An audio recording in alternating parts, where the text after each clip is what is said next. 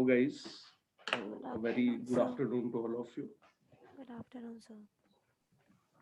I hope. Good afternoon, sir.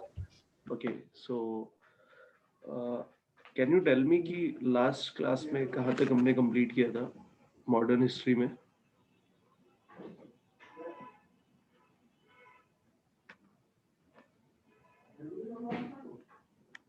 Hello,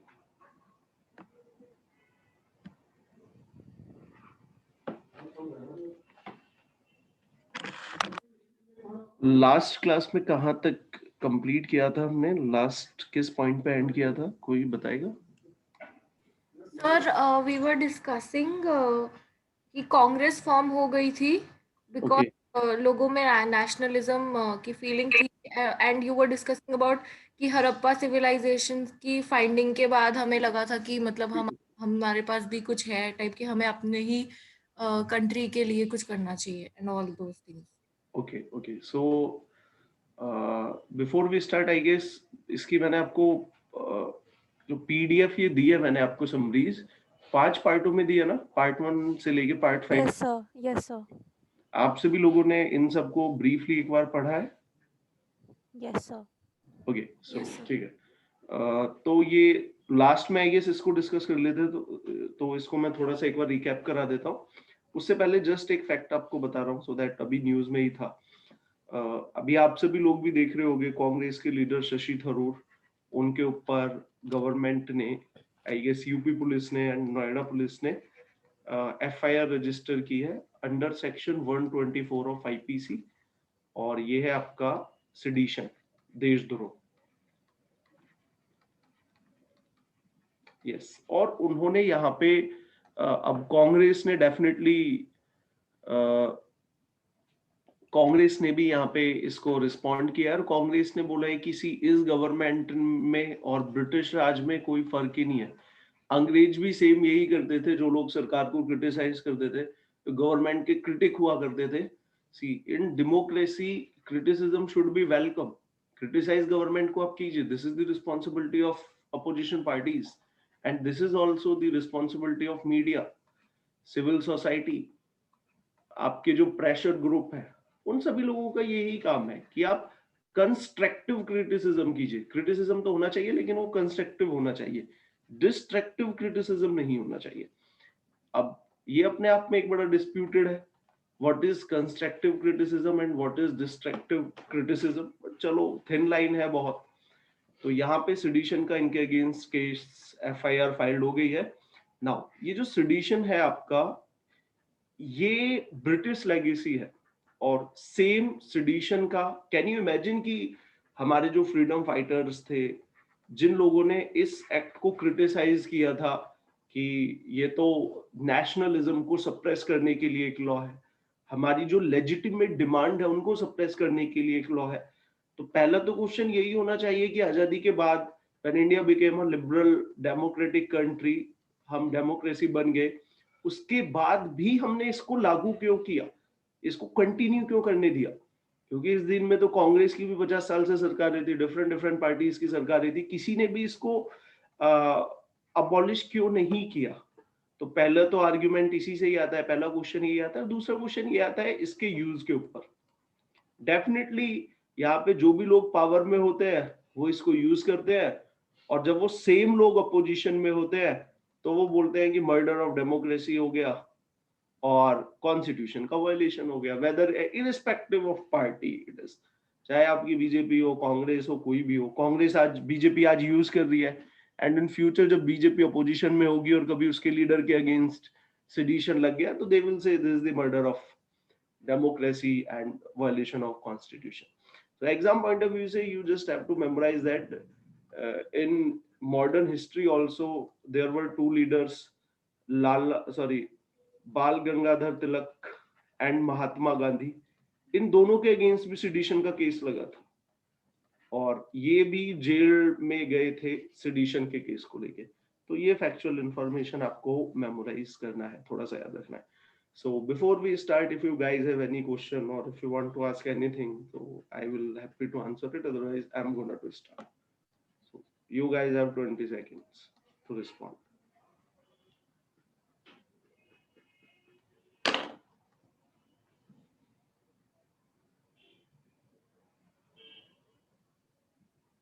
sir not a subject related question, but इससे जो पहली वाली class थी वो आपने 20 जनवरी को की थी, राइट?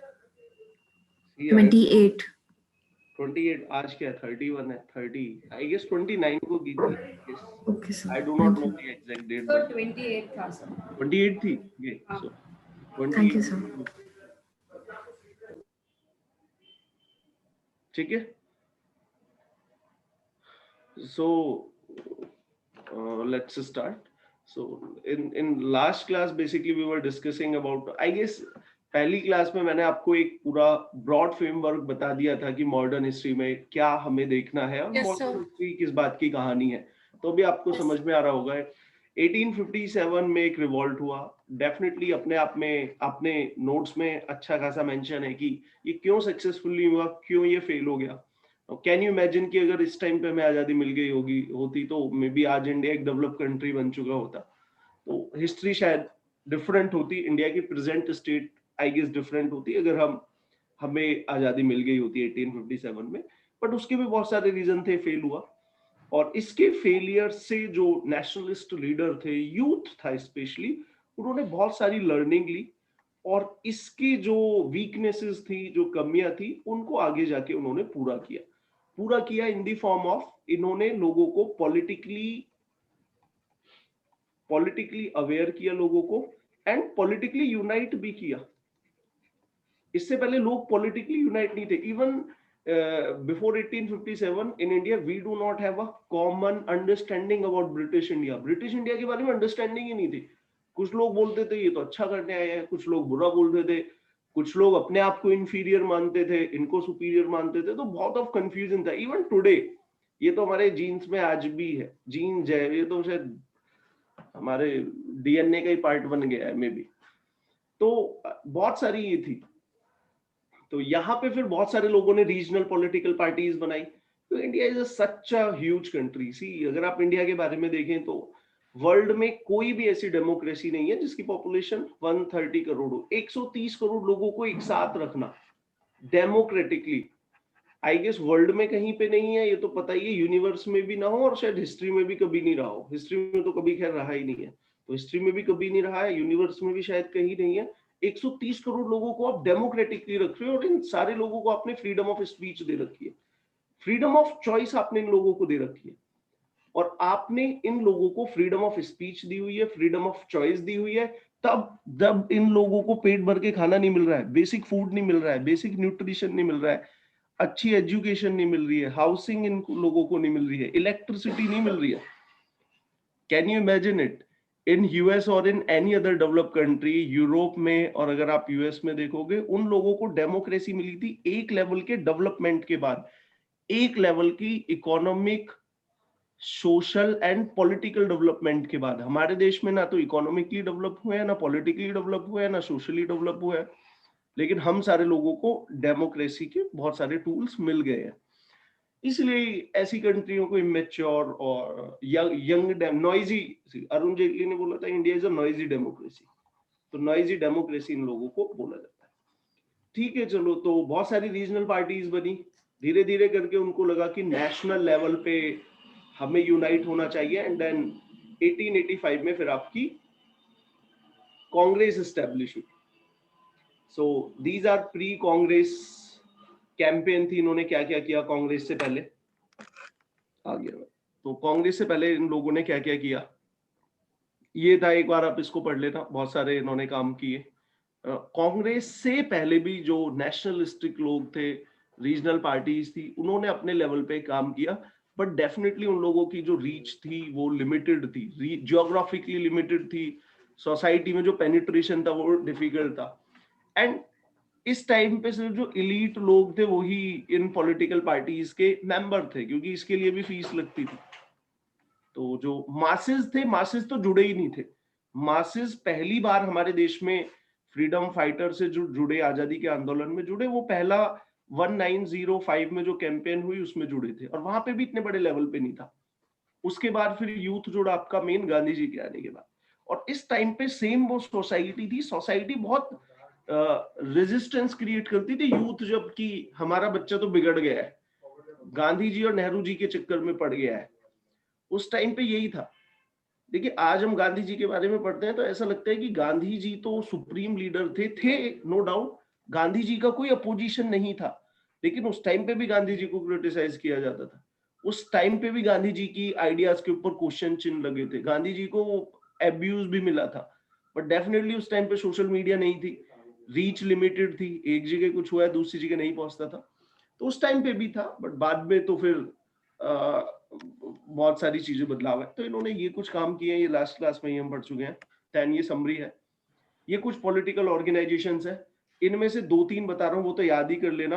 एक British India association, east India association दादा भाई नेहरू जी, और इनका मेन कंट्रीब्यूशन था, इन्होंने बोला un British rule and poverty in India, ये एक थ्योरी लेके आए, drain of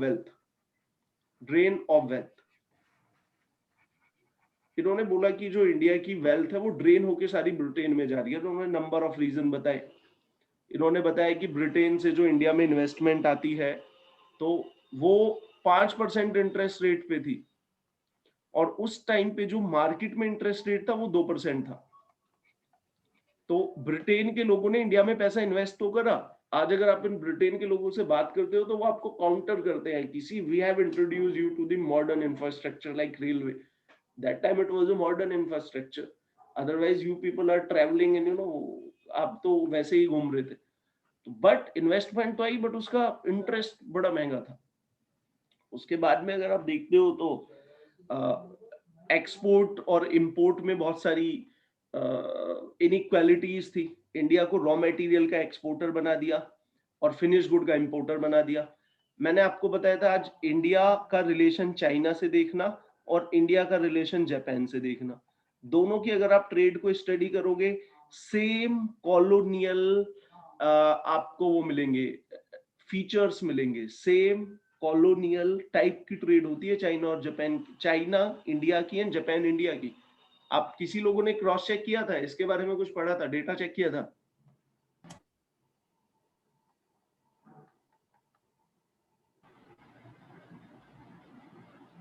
okay, no answer मतलब नहीं किया था, ठीक है।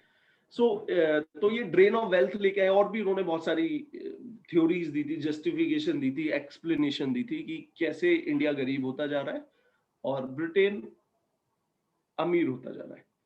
इसके बाद पूना सार्वजनिक सभा, ये भी अच्छी है, इंडिया लीग, बट आपने देखा मेनली ये जितनी भी थी ना ज्यादातर आपकी बंगाल में थी बस, बट ऐसा नहीं है कि सिर्फ बंगाल में थी, बॉम्बे में भी थी, मद्रास में भी थी, ये प्री कांग्रेस कुछ है।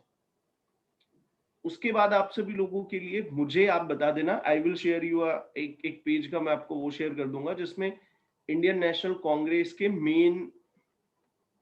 मेन इनकी वो है सेशंस है, आपको लगभग 10-12 सेशंस याद करने होंगे जो मेन है। मैं ना करूं तो मुझे एक बार ग्रुप में आप रिमाइंड करा देना। सो ये स्लाइड क्लियर है? Anyone want to ask anything in this particular PDF?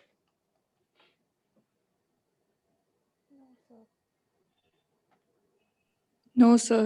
No, sir. Okay, so next चलते हैं।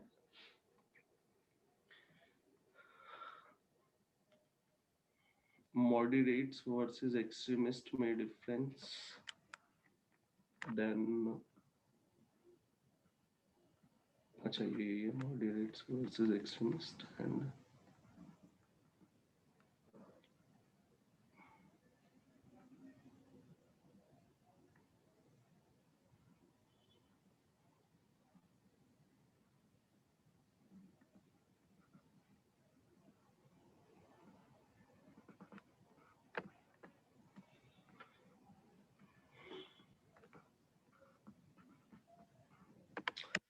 ओके। सो जैसा मैंने आपको बताया 18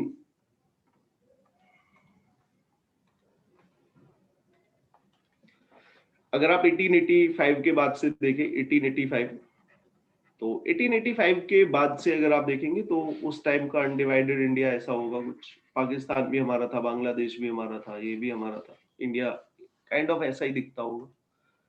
तो उस टाइम पे इंडियन नेशनल कांग्रेस का एक अच्छा फीचर था कि उसका सेशन देश के अलग अलग कोने में होगा, और जिस स्टेट में सेशन होगा, उस स्टेट का कोई भी रेजिडेंट उस स्टेट का रेजिडेंट प्रेसिडेंट नहीं बनेगा, यूनिटी को प्रमोट करने के लिए। कि अगर सूरत में है, that time Surat today is in Gujarat and Gujarat that time was a part of Maharashtra. तो अगर सूरत में सेशन है तो कोई भी मराठी प्रेसिडेंट नहीं बनेगा, महाराष्ट्र से बाहर का व्यक्ति बनेगा। तो डेफिनेटली कोई यूपी का बनेगा, तमिलनाडु का बनेगा, तो that will increase unity of India. Same यही रीजन था कि इन्होंने 1907 का सेशन सूरत में क्यों रखा, बताऊंगा। क्योंकि वो नहीं चाहते थे कि दादा भाई नेहरू जी प्रेसिडेंट बने। तो इसने अच्छे लेवल पे देश में एक पॉलिटिकल आइडियोलॉजी डेवलप करी, एक कंसेंसस डेवलप करा। फॉर एग्जाम्पल आप अभी देख रहे हो, अब से पहले अभी अगर आप हमारे देश के फार्मर्स को देखते हो, इन फार्म बिल को लेके अभी कोई कंसेंसस नहीं है। जितना भी प्रोटेस्ट हो रहा है मेनली पंजाब के फार्मर ही कर रहे थे, और उसके बाद अभी टिकैत साहब के साथ जो हुआ है तो हरियाणा के भी जुड़ गए हैं, वेस्टर्न यूपी। लेकिन पूरे देश में अभी कोई कंसेंसस नहीं है। ये नहीं है कि ये अच्छा है या गलत है, पूरे देश में ऐसा नहीं है। क्योंकि अगर आप पंजाब और हरियाणा में देखें तो पूरे देश के अगर आप किसान देखेंगे तो 5 से 7% किसान को रिप्रेजेंट करता होगा। 90% फार्मर तो अभी पंजाब और हरियाणा के बाहर है। वो क्या सोचते हैं, वो चाहे सपोर्ट करते हो या अपोज करते हो, वो मैटर नहीं है, लेकिन उनका थॉट क्या है, तो वो अभी कोई कंसेंसस आपको नहीं दिख रहा है। तो इससे पहले हमारे देश में कांग्रेस के आने से पहले कोई कंसेंसस नहीं था। किसी को लगता था अंग्रेज अच्छे हैं, किसी को लगता था खराब है, किसी को लगता था अंग्रेजों से लड़ना चाहिए तो कैसे लड़ना चाहिए। कुछ लोग बोलते थे कि लड़ाई करो, कुछ लोग बोलते थे कि नहीं। अब देखिए, ये जितने भी लोग थे जो इनिशियली एजुकेटेड लोग थे, उन सभी लोगों को ब्रिटिश एजुकेशन मिली हुई थी। और जब इन लोगों को ब्रिटिश एजुकेशन मिली हुई थी, इन बहुत सारे लोगों ने लंदन भी देखा हुआ था, यूके भी देखा हुआ था, और वहां पे वो जाके देखते थे कि यार यूनाइटेड किंगडम का जो सिस्टम है वो तो हमसे टोटली एक कितना रिफॉर्म सिस्टम है। हमारे देश में तो सारी पावर किंग के पास होती है, उस देश में तो डेमोक्रेसी है, एक प्रधानमंत्री अपॉइंट होता है, वो सारे डिसीजन लेता है, लोगों के पास फ्रीडम है, राइट्स है, और कितना मॉडर्न स्टेट है। तो यहाँ का उस टाइम का जो यूथ था जिसको इंग्लिश एजुकेशन मिली थी, इनिशियली तो उसे समझ में ही नहीं आया कि ब्रिटिशर्स हमारे सपोर्ट में है या अपोज में है। तो बाद में जाके ये सारी चीजें डेवलप हुई। तो 1885 के बाद moral of the story is that कि हर साल सेशन होता था, पूरे देश के लोग आपस में मिले, एक पॉलिटिकल कंसेंसस डेवलप हुई। और जैसा मैंने आपको बताया कि 1885 से लेके और 1905 तक ये आपका मॉडरेट फेज था। इसको मॉडरेट फेज बोलते हैं, हिंदी में तो बोलते हैं नर्म दल। ये नर्म लोग थे कि अपोज भी करेंगे ब्रिटिश सिस्टम को, लीगल तरीके से करेंगे, लॉ का वायलेट नहीं करेंगे। इनके तरीके क्या थे वो भी मैं बताऊंगा। और अच्छा, इन सारे लोगों को ये उम्मीद थी कि इंडिया की जो ब्यूरोक्रेसी है, इंडिया में जो ब्रिटिशर्स ने ब्यूरोक्रेसी अपॉइंट की है, ये एक्सप्लॉइटेटिव है। जो फंडामेंटल ब्रिटिश रूल है वो इंडिया के लिए एक्सप्लॉइटेटिव नहीं है। क्योंकि ब्रिटिश, अब देखिए, ब्रिटेन भी क्राउन रूल के अंडर में था और इंडिया भी क्राउन रूल के अंडर में था 1857 के बाद। 1857 से पहले तो एक कंपनी रूल करती थी, बट अब तो हम क्राउन के अंडर में आ गए हैं, हम क्राउन के सब्जेक्ट हैं। तो क्राउन के लिए तो हम सब एक समान हुए। ये लोगों की मिसअंडरस्टैंडिंग थी सर, ये लोगों की मिसअंडरस्टैंडिंग थी कि क्राउन के लिए हम सभी लोग एक समान हैं। जैसे ब्रिटेन के लोग हैं ऐसे ही हम हैं, ऐसे ही हम इंडियन है, तो हम सबको इक्वल राइट मिलने चाहिए। उन्हें लगा यहाँ की ब्यूरोक्रेसी खराब है, तो अगर हम सारे लोग यूनाइट होकर अपनी बात को हाईएस्ट अथॉरिटी तक पहुंचाएंगे, लंदन तक पहुंचाएंगे, तो सरकार हमारी बात सुनेगी। ये उन लोगों में बिलीफ था। सही था या गलत था, आपकी कोई ओपिनियन हो सकती। ठीक है जी। 1885 में सेशन हुआ, इन लोगों ने अपनी कंबाइंड डिमांड रखी, अंग्रेजों के पास पहुंचाई, 6 में रखी, 7 में रखी, 8, 9, 10 चलता गया। 10-15 साल हो गए। हर साल ये अपनी कंबाइंड डिमांड रिजोल्यूशंस और मोशंस के रूप में हाईएस्ट अथॉरिटी तक पहुंचाते थे, लेकिन उनकी तरफ से कोई रिस्पॉन्स नहीं आता था। अब क्या हुआ, धीरे धीरे करके कांग्रेस में एक दूसरा ग्रुप इमर्ज होने लगा, और इस ग्रुप की जो आइडियोलॉजी के मेन सेंटर थे वो थे लाल पाल बाल, एलपीबी। लाला लाजपत राय, पाल विपिन चंद्र पाल एंड बाल गंगाधर तिलक। ये उस टाइम पे कांग्रेस की एक डिफरेंट आइडियोलॉजी को, कांग्रेस में एक ग्रुप को रिप्रेजेंट करते थे। और इन लोगों का मानना ये था कि कुछ भी चाहिए तो हमें यस फोर्स यूज करनी पड़ेगी, फोर्स। ऐसे अंग्रेज आपको कुछ भी देने वाले नहीं है। अब हर साल सेशन होता था, कुछ भी मिलता नहीं था, इन लोगों का बेस स्ट्रांग होता जा रहा था कि ये लोग सही बोल रहे हैं, बाकी लोग गलत बोल रहे हैं। धीरे धीरे करके 19000 आया, 1 आया, 2 आया, तो धीरे धीरे करके इनका जो बेस था वो स्ट्रांग होता गया, क्योंकि इन लोगों ने तो कुछ अचीव ही नहीं किया ना।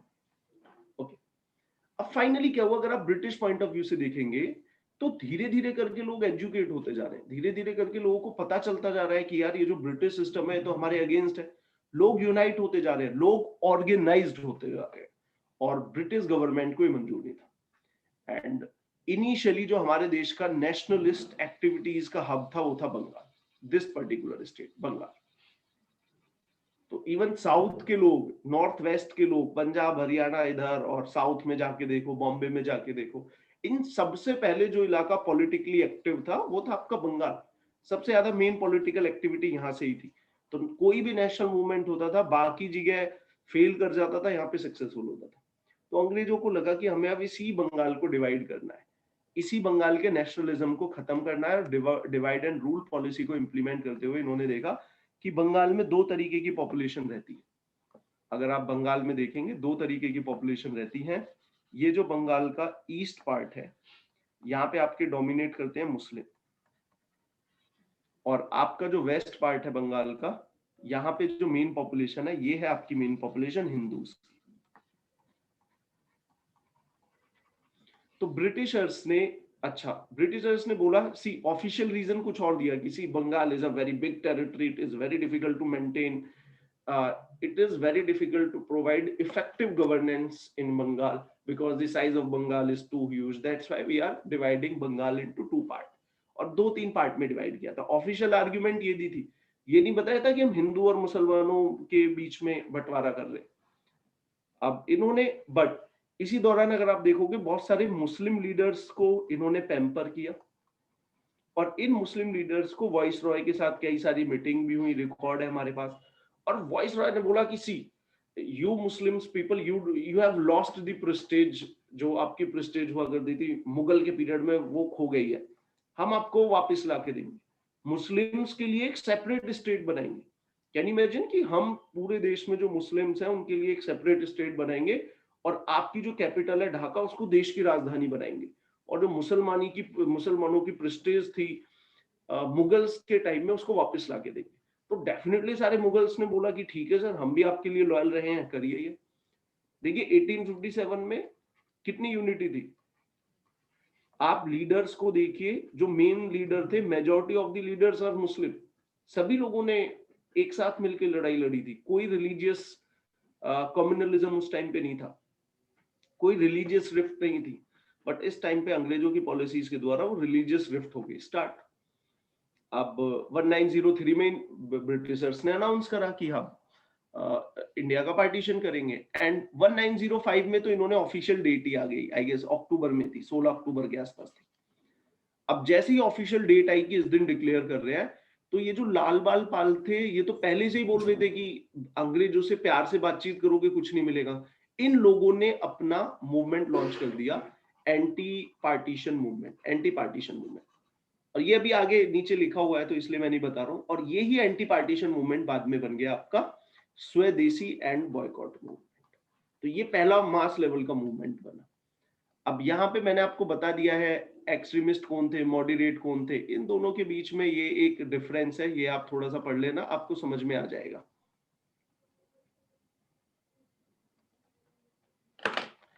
क्लियर है? आगे चले। Difference between moderates and extremist. Moderates ने रूल किया 1905 तक, और इनका रूल स्टार्ट हुआ, रूल क्या, कांग्रेस इनकी आइडियोलॉजी से चली 1885 से 1905 तक, और एक्सट्रीमिस्ट लोगों ने इनकी आइडियोलॉजी चली 1905 से 1917 तक। ठीक है, एक बार आप इसको देखिए, इन दोनों में क्या है ये। अब आप सबके पास पीडीएफ होंगी, इसको थोड़ा पढ़िए, मैं भी आया।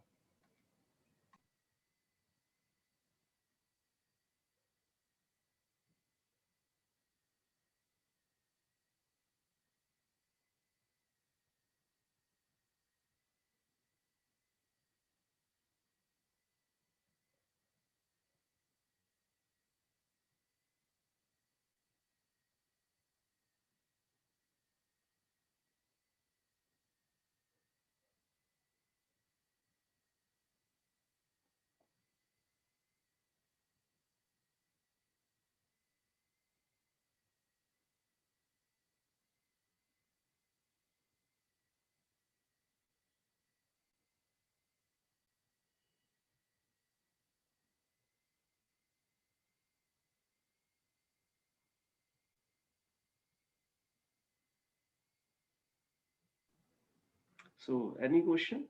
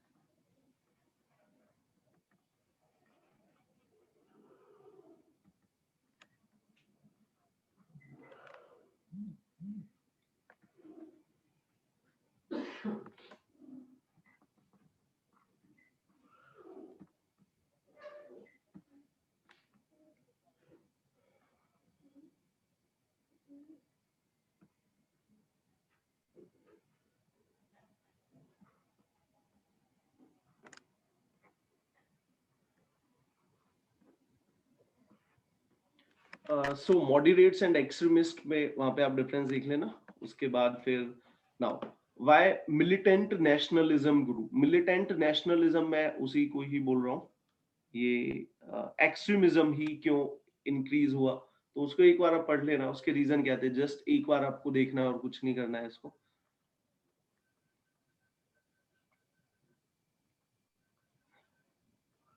तो एक्सट्रीमिस्ट आइडियोलॉजी क्या थी, उन लोगों का थॉट प्रोसेस क्या था, हेट्रेड थी फॉरेन रूल के लिए।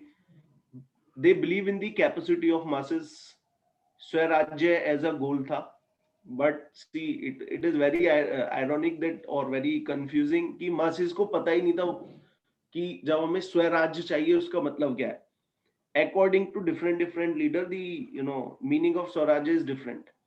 और यहाँ पे अभी तक किसी ने नहीं बोला था स्वराज्य का मतलब अपना राज्य, अंग्रेजों को किक आउट कर दो, अभी तक ये नहीं बोला था।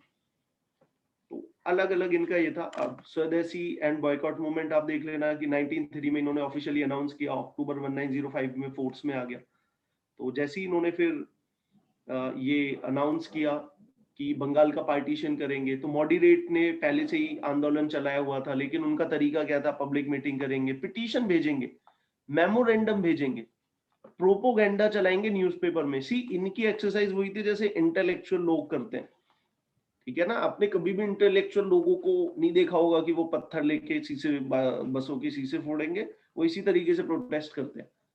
प्रोपोगेंडा चलाएंगे, न्यूज़पेपर में आर्टिकल छापेंगे, पैम्पलेट्स बांटेंगे, मीटिंग्स करेंगे। तो वही इन मॉडरेट्स का थॉट प्रोसेस था। अब एक्सट्रीमिस्ट आए, उन्होंने फिर अपने अंडर में चलाया। तिलक थे, विपिन चंद्र पाल, लाला लाजपत राय, और इन तीनों के टीचर थे औरोबिंदो घोष। तो ये चार मेन लीडर थे इस एक्सट्रीमिस्ट आइडियोलॉजी में, बड़े लीडर थे, फर्स्ट ऑर्डर लीडर थे। डेफिनेटली और भी बाकी इसमें लीडरशिप होगी, बट मेन यही थे।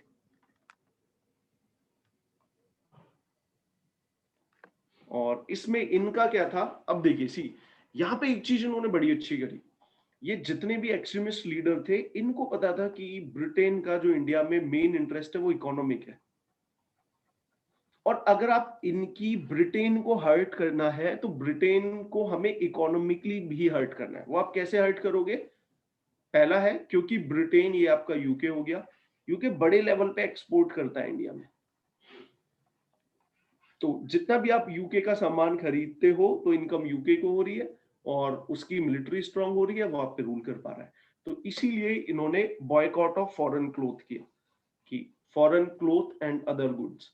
ये वही वाली बात है। अब कुछ लोग इसको ही बोल देते हैं कि सी बाबा रामदेव इज यूजिंग ना, बाबा रामदेव जब भी अपना वो दिखाते हैं वो इसको ही बोलते हैं कि आज स्वदेशी मूवमेंट की सालगिरह है, स्वदेशी पहले अंग्रेजों के अगेंस्ट लाला लाजपत राय ने लड़ाई लड़ी थी, अब मैं लड़ूंगा। तो काइंड ऑफ आप इनके एडवर्टाइजमेंट देखेंगे उसमें यही, इसीलिए ये स्वदेशी को प्रमोट करते हैं। तो ये था। और क्या था इनका अच्छा ये कुछ अलग चीजें इन्होंने सी तिलक ने एक बड़ा इनोवेटिव यूज किया कि होता क्या था कि जब ये मूवमेंट तो चल ही रहा था, स्वदेशी मूवमेंट लॉन्च हो गया, गवर्नमेंट ने इसको सप्रेस करने की कोशिश की, तो तिलक ने क्या किया कि जितनी भी पॉलिटिकल मीटिंग्स होती थी उनको फेस्टिवल्स में वो मीटिंग करते थे। जैसे शिवाजी फेस्टिवल हो रहा है, गणेश चतुर्थी महाराष्ट्र में हो रही है, उस दौरान अपने सारे पॉलिटिकल वॉलंटरीज को बुला लिया। अब दिक्कत ये है कि आपके सारे वॉलंटरीज गणेश चतुर्थी फेस्टिवल में आए हुए हैं, वहां पे आप मीटिंग भी कर रहे हो, बातें भी कर रहे हो, और पुलिस फोर्स यूज नहीं कर सकती, क्योंकि अगर पुलिस ने फोर्स यूज करी पीपल विल थिंक कि हमारे रिलीजन पे अटैक हुआ है, और फिर सारे लोग और स्ट्रॉन्ग तरीके से प्रोटेस्ट करेंगे, रेजिस्ट करेंगे। तो ये था। और स्वदेशी सिर्फ उसी में ही नहीं थी। स्वदेशी सिर्फ बाहर की कंपनियों के प्रोडक्ट ना खरीदो वही स्वदेशी नहीं है। अगर आप चाइनीज फोन ना खरीदो, बोलो कि नहीं मैं तो कार्बन का ही खरीदूंगा, चाहे कुछ भी हो जाए सर, आईफोन खरीदूंगा ही नहीं कभी, और मैं तो माइक्रोमैक्स का ही खरीदूंगा, सिर्फ ये स्वदेशी नहीं है। स्वदेशी एजुकेशन भी हो कि सर मैं तो यूरोप की इकोनॉमिक पॉलिसी भी नहीं पढ़ूंगा, इंडिया की पढ़ूंगा, इंडिया का जो थॉट प्रोसेस है पहले मैं उसे तो जानूं। तो ये भी था। स्वदेशी एंटरप्राइज था, और भी बहुत सारी चीजें थी। तो ये था इन्होंने क्या काम किया, ये हम बात कर रहे हैं स्वदेशी आंदोलन के बारे में। उसके बाद फिर क्या पार्टिसिपेशन क्या था, मास पार्टिसिपेशन ने कितना पार्टिसिपेट करा। तो फर्स्ट टाइम यहाँ पे फर्स्ट टाइम पार्टिसिपेशन हुआ, यूथ ने पार्टिसिपेट करा, वुमेन्स ने पार्टिसिपेट करा, बट डेफिनेटली गांधी जी के मूवमेंट से तो बहुत ही कम था। बट ये था कि what do you think, Muslims ने पार्टिसिपेट किया होगा या नहीं? मुस्लिम्स का किया होगा। इसमें कॉमन सेंस क्या कहता है? ये सर किया होगा। वेरी गुड, नहीं किया। सर नहीं किया होगा। मुस्लिम्स क्यों पार्टिसिपेट करेंगे? मुस्लिम्स तो उस टाइम पे चाहते थे कि हमें एक सेपरेट, ये मुस्लिम्स की बात नहीं है। आज भी आप किसी भी कम्युनिटी से बोलो कि जैसे हमने प्रवोक कर दिया था ना कि तुम्हें अलग से हम दे देंगे पूरा। हाँ, तो आप उनको इंसेंटिवाइज कर रहे हो, इसको बोलते हैं अपीजमेंट। अपीजमेंट बोल दो या इंसेंटिवाइजेशन बोल दो, तो इंसेंटिव आपको दे रहे हैं, तो कोई भी कम्युनिटी क्यों मना करेगी? उस टाइम पे ही अंग्रेज बोलते कि चलो हम ठाकुरों के लिए एक अलग साम्राज्य बनाएंगे, अलग सिटी बनाएंगे, और वो देश की सबसे अच्छी सिटी होगी, तो ठाकुर विल से कि जल्दी से बनाओ, कोई भी कम्युनिटी हो, ठीक है ना, इवन कास्ट भी ना हो, सरकार ये बोले कि हम डॉक्टर्स के लिए है ना, आपने इतना अच्छा काम किया है कोविड के दौरान, अब हम डॉक्टर्स के लिए है ना एक अलग से स्मार्ट सिटी बनाएंगे, और देश की सबसे अच्छी सिटी होगी वो, सारी फैसिलिटीज में मिलेंगे, बुलेट ट्रेन, मेट्रो, सारी चीज, एयरपोर्ट भी बना के देंगे। डॉक्टर्स क्या बोलेंगे, बनाए या ना बनाए? डॉक्टर्स बोलेंगे सर जल्दी से बनाओ। तो सेम है, जब भी आप किसी भी कम्युनिटी को एक बार इंसेंटिव देते हो तो उसको अपोज करना डिफिकल्ट होता है। तो मुस्लिम्स को आपने दे ही दिया, बट स्वदेशी आंदोलन भी आपका फेल हो गया, और डेफिनेटली बहुत सारे इसके कारण थे। मैं भी आपको थोड़ा ही बता रहा हूँ, जितना एग्जाम पॉइंट ऑफ व्यू से जरूरी है। तो सी चलो इसी को ही पढ़ लो। तो गवर्नमेंट ने भी अपनी फोर्स यूज करी, लैक ऑफ इफेक्टिव ऑर्गेनाइजेशन नहीं थी, डिसिप्लिन्ड नहीं था। आज के भी आंदोलन में डिसिप्लिन बहुत जरूरी होता है। आज भी देखो फार्मर्स ने बोला था ट्रैक्टर रैली लेके जाएंगे, पीसफुल होगी। यस, कुछ आप बोल सकते हो एंटी सोशल एलिमेंट आ गए, लेकिन बहुत सारे फार्मर्स भी डिसिप्लिन्ड नहीं रहे। तो किसी भी मास मूवमेंट को ये एक इनबिल्ट डिफेक्टो इशू होता है। अगर आप किसी भी चीज को मास लेवल पे ले जाएंगे, फिर उसको डिसिप्लिन्ड रखना, ऑर्गेनाइज रखना, ये बड़ा चैलेंजिंग हो जाएगा। इसीलिए ही हम अन्ना हजारे के मूवमेंट को इतना अप्रिशिएट करते हैं कि बिल्कुल भी वायलेंस नहीं था। अन्ना हजारे का जो एंटी करप्शन ये मूवमेंट हुआ था 2011 में, बिल्कुल भी वायलेंस नहीं था। इसीलिए अब हिस्ट्री उसको इतनी वैल्यू करती है, क्योंकि मास लेवल पे अगर आप कोई भी मूवमेंट कर रहे हो वो वायलेंस हो ही जाता है।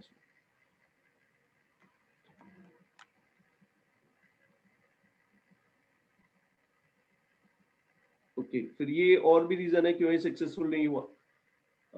अचीवमेंट्स क्या है ये देख लेना, कुछ नहीं है। अब मेजर कॉज ऑफ, अब देखिए क्या हुआ। अब यहाँ पे 2-3 सेशन है कांग्रेस के और इन पे क्वेश्चन आने के बड़े अच्छे चांस होते हैं। पहला, ये मैं आपको कांग्रेस के सेशंस में बताऊंगा। तो कांग्रेस के जितने भी सेशन पढ़ने हैं, 1905 इंपोर्टेंट है, 1906 इंपोर्टेंट है, 1907, ये तीनों सालों के जो कांग्रेस के सेशन है ये बड़े क्रिटिकल है। यहाँ पे मेंशन नहीं है बट ये आप मेरे से बोल देना, I will provide you the notes. अब 1905 में ये हुआ कि इंडियन नेशनल कांग्रेस, अब ब्रिटिशर्स ने तो डिक्लेयर कर दिया कि पार्टीशन होगा, इंडियन नेशनल कांग्रेस को स्टैंड लेना था कि आप क्या स्टैंड लोगे। आप ये जो बंगाल का पार्टीशन है, बीओपी है, इसे कांग्रेस सपोर्ट करेगी या इसे अपोज करेगी। अब जो हिंदू लॉबी थी उन्होंने बोला अपोज करना चाहिए, और जो नेशनलिस्ट लॉबी थे उन्होंने बोला अपोज करना चाहिए। लेकिन जितनी भी मुस्लिम लॉबी थी वो ये बोल रहे थे कि ये तो हमें एडवांटेज मिल रहा है, कांग्रेस को बंगाल के पार्टीशन को सपोर्ट करना चाहिए। बाकी लोग बोल रहे थे अपोज करना चाहिए। व्हाट डू यू थिंक कि कांग्रेस का स्टैंड क्या होना चाहिए एज अ पैट्रियट पार्टी और nationalist party? What do you think? Against ही होना चाहिए। अगेंस्ट ही होना चाहिए, बिल्कुल ठीक है। कॉमन सेंस यही बोलता है, तो अगेंस्ट ही थे, मना कर दिया कि नहीं भाई हम सपोर्ट नहीं करेंगे। और इसके बाद क्या हुआ, 1906 में बहुत सारे मुस्लिम लोगों ने इंडियन नेशनल कांग्रेस पार्टी छोड़ दी और नई पार्टी बना दी मुस्लिम लीग। और ये ही वो मुस्लिम लीग थी जिसने बाद में जाके पाकिस्तान की लीड कराया, यानी कि पाकिस्तान जिसको जिन्ना लीड करते थे। अब वो जिन्ना बाद में इसके वो बने थे। जैसे अब ये इंडियन नेशनल कांग्रेस में राहुल गांधी आ गए हैं ना, ऐसे ही है, ठीक है ना। ये तो 1906 में मुस्लिम नेपोटिज्म के चलते जैसे भी आए, चलो तो टैलेंट के दम पे भी आ जाते हैं कुछ लोग, तो कोई नहीं, चलो। तो 1906 में मुस्लिम लीग बनी और इसका यही एजेंडा था। सी यहाँ पे रिफ्ट होनी स्टार्ट हो गई। इन्होंने बोला see Congress is a Hindu party. तो ये जो हिंदू मुस्लिम की डिबेट आज देख रहे हो, आज की नहीं है, पुरानी डिबेट है। इस हिंदू मुस्लिम की डिबेट ने तो देश के पार्टीशन करा दिया। तो उस टाइम के मुस्लिम लीग ने बोला कि देखो कांग्रेस है एक हिंदू पार्टी। तभी आप देखिए बंगाल का पार्टीशन था, जो मुसलमानों की प्रेस्टीज की बात थी, उसमें तो इस कांग्रेस ने हमारी सपोर्ट ही नहीं करी।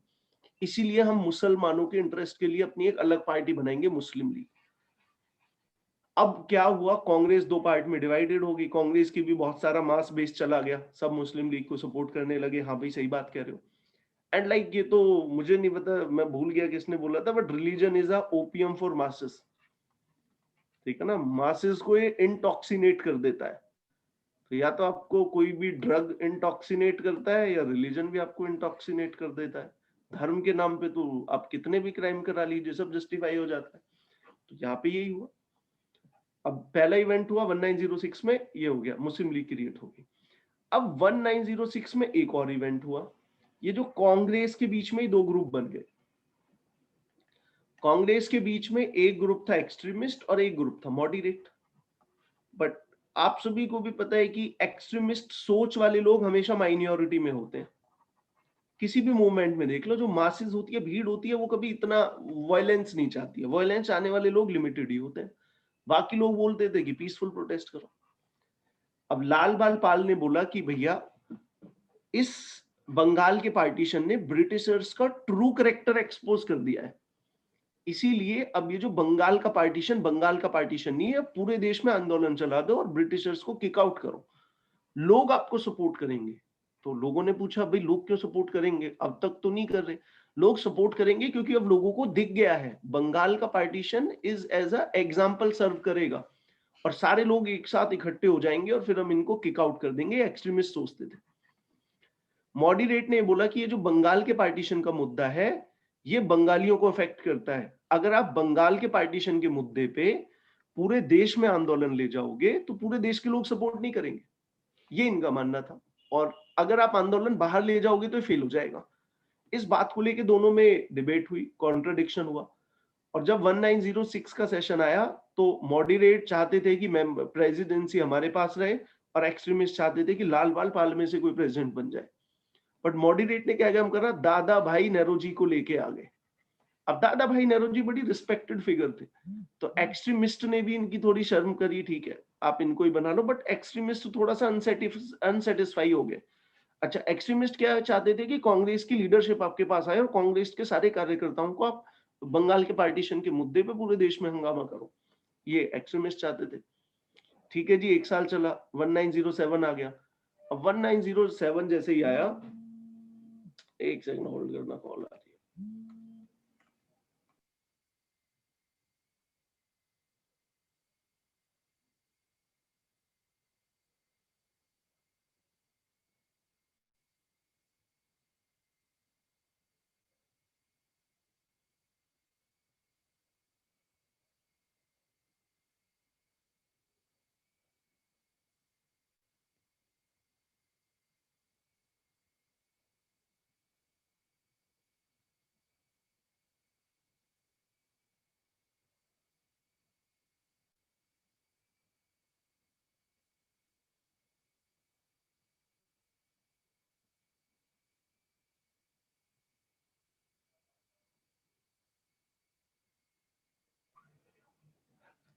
सो ये उस टाइम पे सारी सिचुएशन थी।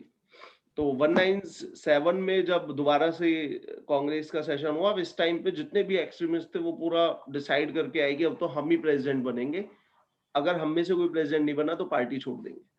तो इन्होंने क्या काम करा, मॉडरेट्स जितने भी लीडर थे, इन्होंने इसका सेशन रखा दिया सूरत में, और सूरत में सेशन था। तो फिर इन्होंने इफेक्टिवली मोस्ट पॉपुलर जो लीडर थे बाल गंगाधर तिलक,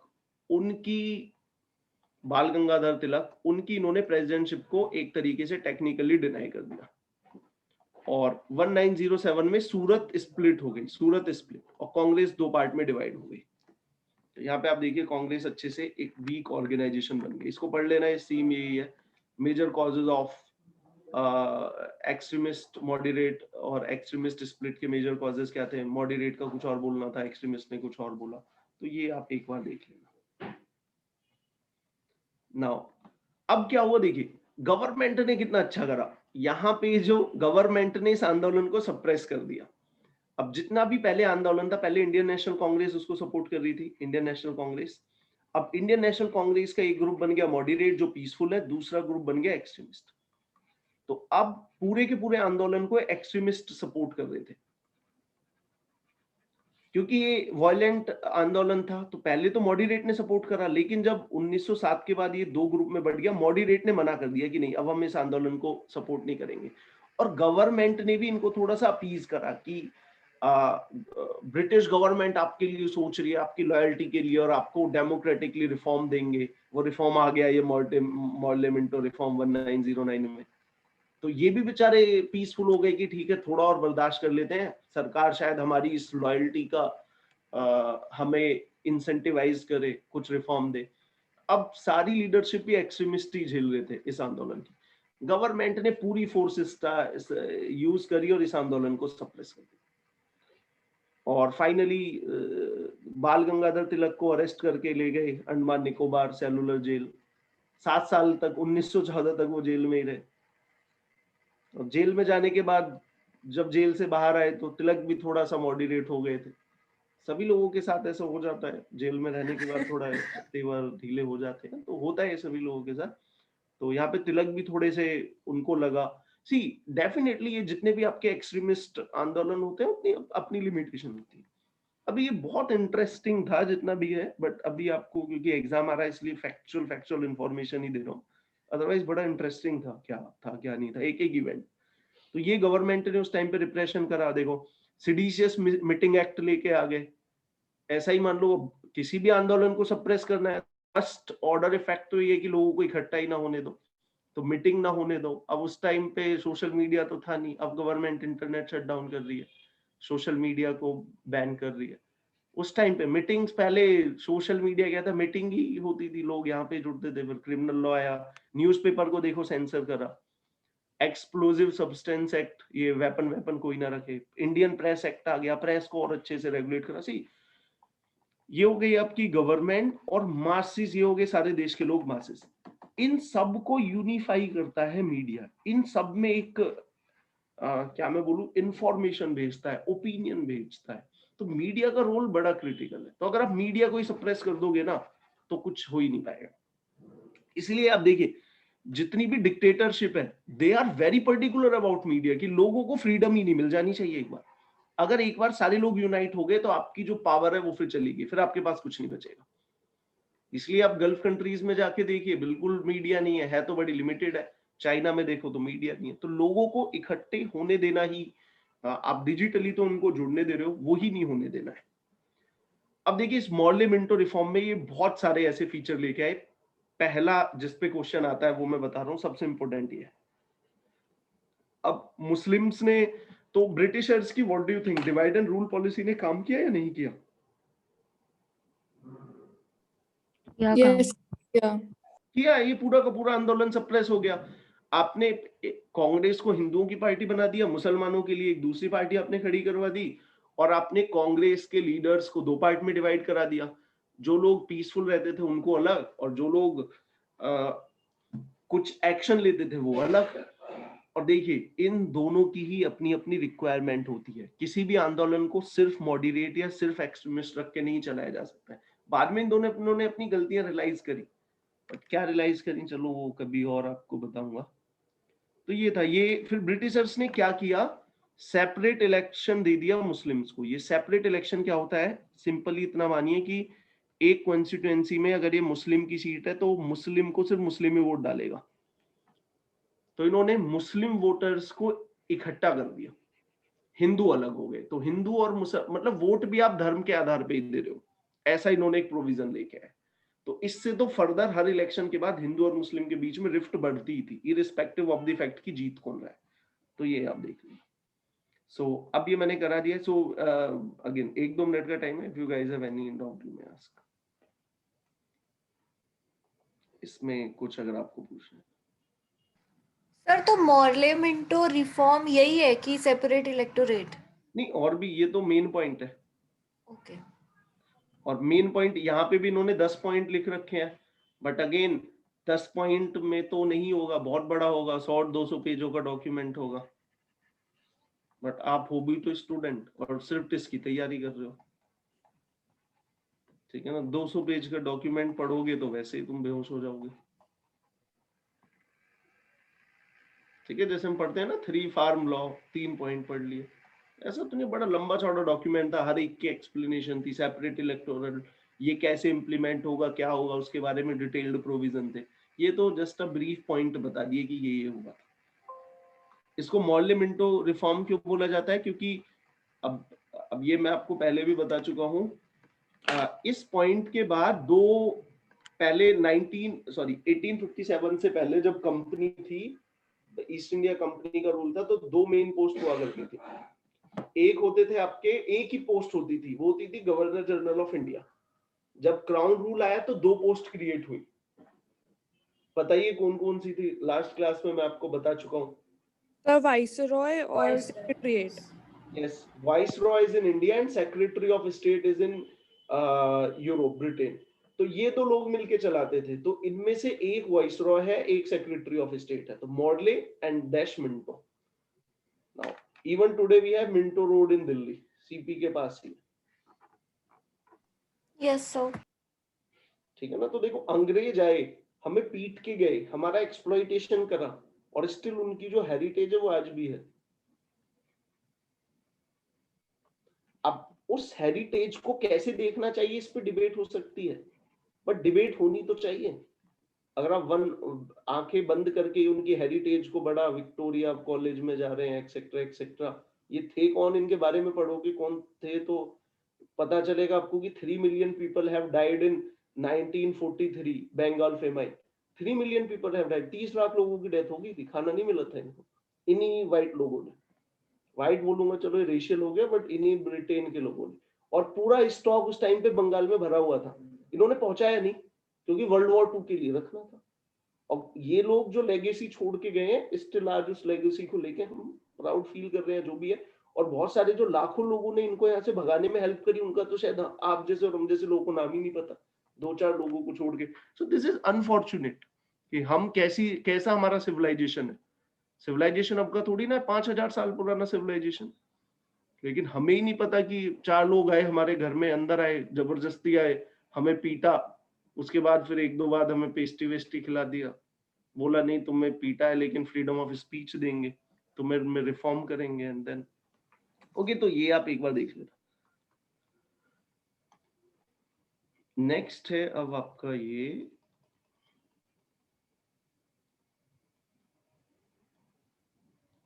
चाहे रिवॉल्यूशनरी आ गया,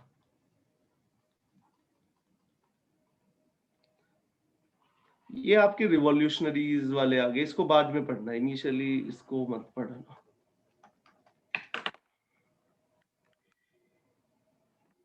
ये बाद में करना, ये रिवॉल्यूशनरी फेज था, वो इसके बाद गांधीयन फेज आएगा, लेकिन उससे पहले रिवॉल्यूशनरी फेज था। ये वो लोग थे शहीद भगत सिंह टाइप, इनकी आइडियोलॉजी कुछ डिफरेंट थी, तो वो रिवॉल्यूशनरी थे। तो एक तो हो गए मॉडरेट, एक हो गए एक्सट्रीमिस्ट, ये रिवॉल्यूशनरी हो गए। इन्हें ऐसा कुछ मत करो, आप बॉम्ब लो, उड़ाओ, इनको मारो, ये तभी जाएंगे। इनका भी अपना एक फैन बेस था, तो इन्होंने कितना कंट्रीब्यूट करा है वो भी हम पढ़ेंगे। तो अभी के लिए आज की क्लास में थोड़ी जल्दी छोड़ रहा हूँ, आपके पास 5 मिनट का टाइम है, देख लीजिए अगर आप में से कुछ लोग कुछ, ये मैं नेक्स्ट की अभी 2 और है, 2 3 5 पेज के एट मैक्स वो मिलेंगे, पीडीएफ वो नोट्स में आज ही सेंड कर दूंगा। और कांग्रेस सेशन की लिस्ट भी ना, हाँ वो भी एक क्लास और लगेगी 1.5 घंटे की, आपका सारा मॉडर्न हिस्ट्री लास्ट तक खत्म हो जाएगा। तो लगभग अभी 5 या 6 पेज की मैं आपको पीडीएफ भेजूंगा, और वो मतलब इससे ज्यादा इंपॉर्टेंट वो रहने वाली है। ये तो जस्ट एक, क्योंकि ये भी आपका बैकग्राउंड सेट कर रहा है अंडरस्टैंडिंग के लिए, उसमें बहुत सारी फैक्चुअल इन्फॉर्मेशन है। So you guys have 5-10 minutes if you want to ask anything. I'll happy to answer. So next class only you will talk about all those Gandhi movements, Sorry? right?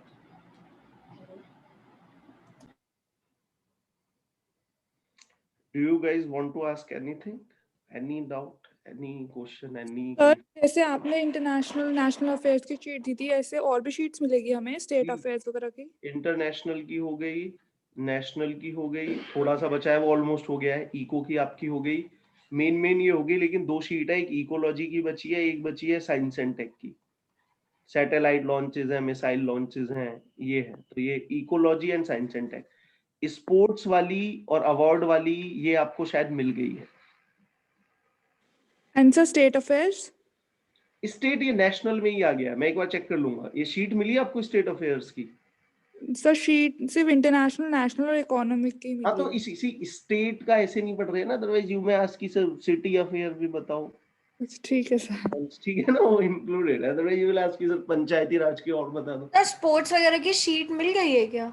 I guess sports के and awards के या तो आपको sheet मिली होगी, या उन्हीं current affairs को MCQs में कन्वर्ट करके आपको मिल गया होगा।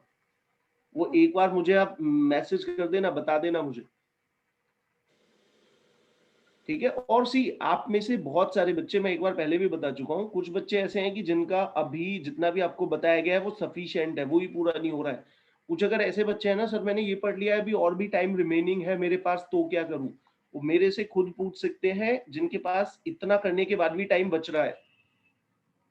ऐसा नहीं है कि ये इनफ है, लेकिन अगर आपके पास टाइम रिमेनिंग है तो यू में आस्क मी की सर इतने 2-3-4 घंटे या जो भी आपकी अपनी कस्टमाइज करके आप पूछ सकते हैं। आई विल टेल यू कि फर्दर और क्या करना है, तो वो सबके लिए स्पेसिफिक स्ट्रेटजी होगी।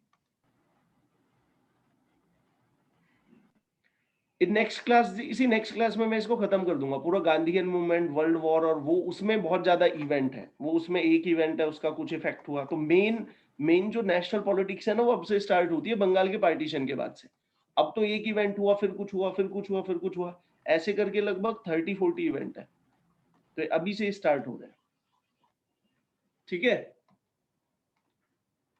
एंड अगेन जैसा मैं आप सभी को बता चुका हूं कि आप सभी का लेवल अलग है, टाइम अलग है, अंडरस्टैंडिंग अलग है, और भी बहुत सारे आपके कमिटमेंट्स होंगे डेफिनेटली। सो जिस बच्चे को इतना लग रहा है कि सफिशिएंट है या टाइम एडिशनल और बच रहा है, तो वो पूछ सकता है, उसके लिए अलग से बता देंगे कि अब आप ये चीज कीजिए, ठीक है। I hope it's enough for the day. अब आप लोगों को कुछ पूछना नहीं है तो फिर चलते हैं, ठीक है। Thank you, sir. Okay, and I will try कि मैं कोशिश करूं नेक्स्ट क्लास में कल ही रखवा दूंगा। मैं कोशिश करूंगा कि कल या परसों, कल तो मेरी और भी 2-3 क्लास हैं, कल कोशिश करूंगा, अदरवाइज 110% ट्यूसडे को मैं इसको खत्म कर दूंगा हिस्ट्री को। Okay sir. Okay, thank you. एक बार क्वेश्चन देख लेंगे इसका, ये आपको मैं दे दूंगा, ये जो आपने क्वेश्चन पूछा है ना, ये मैं आपको भेज दूंगा। उसमें जो कांग्रेस की वो है प्रेसिडेंटशिप की लिस्ट है, अभी मैं आपको वो सर या सर सारी शीट्स ड्राइव पर है ना? आई गेस ये आपकी जीके की 7-8 शीट्स हैं, सारी ड्राइव पे हैं। आप एक बार चेक करके कंफर्म करके देख लीजिएगा, नहीं है तो मुझे बता दीजिएगा, आई विल टेल यू कि है या नहीं है। आई गेस की पहुंच चुकी है सारी शीट्स। ठीक है, okay sir. Thank you, sir. Okay guys, bye, see you.